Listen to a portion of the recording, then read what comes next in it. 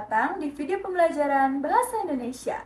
Pada video kali ini, kita akan belajar tentang jenis-jenis paragraf dalam sebuah cerita, serta contohnya melalui teks yang berjudul Stop Perundungan di Sekolah. Yuk kita mulai! Baik, di sini saya akan membacakan teks yang berjudul Stop Perundungan di Sekolah. Suatu hari di sekolah, aku melihat seorang teman yang bernama Bima yang sering sekali diejek oleh beberapa anak-anak yang lain. Mereka menertawakan penampilan dan cara bicaranya.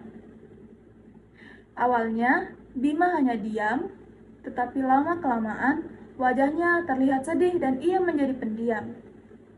Kejadian itu membuat suasana kelas menjadi tidak nyaman. Bahkan, beberapa teman merasa takut jika menjadi korban berikutnya. Bima sebenarnya anak yang baik hati. Ia selalu tersenyum dan mau menolong siapa saja. Namun, sejak dibuli, tubuhnya terlihat lemas, sayu, dan ia jarang berbicara. Saat jam istirahat, ia lebih sering duduk sendirian di pojok kelas sambil menunduk, seolah tidak ingin dilihat oleh orang lain.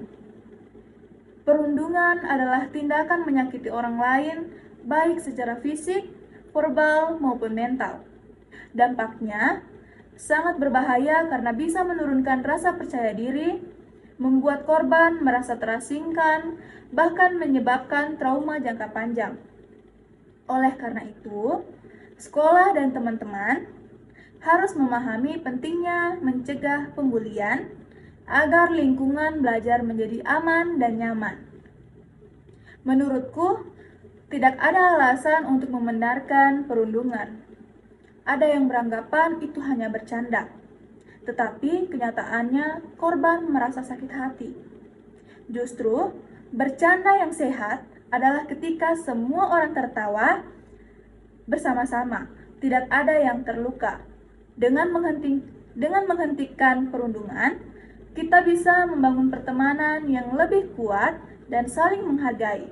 Karena itu, mari kita hentikan bulian mulai dari diri sendiri.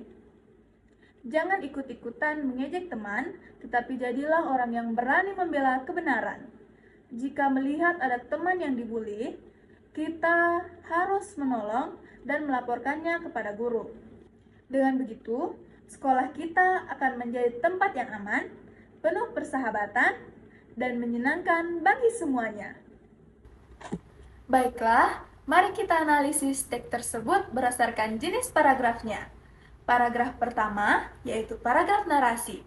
Pada paragraf pertama, penulis menceritakan kejadian nyata di sekolah, yaitu saat Bima dibuli oleh teman sekelasnya. Paragraf kedua, yaitu deskripsi. Paragraf kedua menggambarkan keadaan Bima setelah dibuli, yaitu tubuhnya menjadi lemas, sering menyendiri, dan tidak ceria lagi. Ini membantu pembaca membayangkan kondisinya pada saat itu.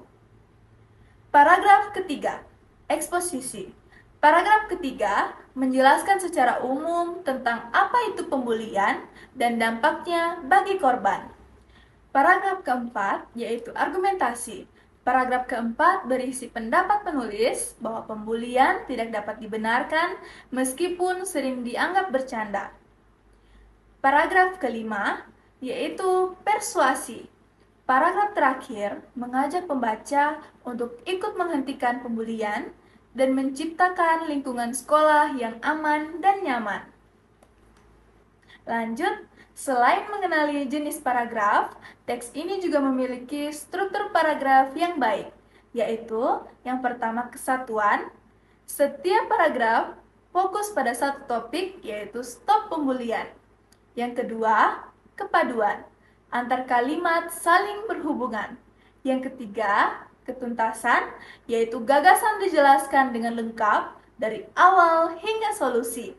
Yang terakhir yaitu keruntutan, urutannya yaitu narasi, deskripsi, eksposisi, argumentasi, dan persuasi. Dari teks Stop Perundungan di Sekolah, kita belajar bagaimana membuat cerita yang runtut dan menarik dengan memanfaatkan berbagai jenis paragraf. Selain itu, kita juga diajak untuk peduli dan berani menghentikan perundungan. Yuk, mulai dari diri sendiri. Jadi, itu dia pembelajaran bahasa Indonesia yang dapat saya sampaikan. Jangan lupa like, subscribe, dan komen. Sampai ketemu di video berikutnya. Bye-bye!